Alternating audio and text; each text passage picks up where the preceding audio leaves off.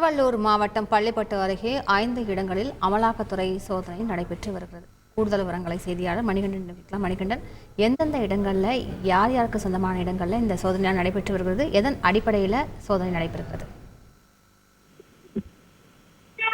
வணக்கம். திருவள்ளூர் மாவட்டம் திருத்தணி தொகுதி பள்ளிப்பட்டு வட்டம் அருகே உள்ள குமாரராஜப்பேட்டை ஊராட்சியில் 5 இடங்களில் வசிக்கும் இளைஞர்கள் வீட்டில் தமிழரசன், பிரகாஷ், அரவிந்தன் ஆகிய இளைஞர்களின் வங்கி கணக்கில் 2 கோடி ரூபாய் பணம் வந்தது எப்படி என்று டெல்லியில் இருந்து வந்த அமலாக்கத்துறை அதிகாரிகள் 15க்கும் மேற்பட்டோர் மற்றும் சிஆர்பிஎஃப், துப்பாக்கி ஏந்திய போலீசார் பாதுகாப்பு தீவிர விசாரணை மேற்கொண்டு வருகின்றனர்.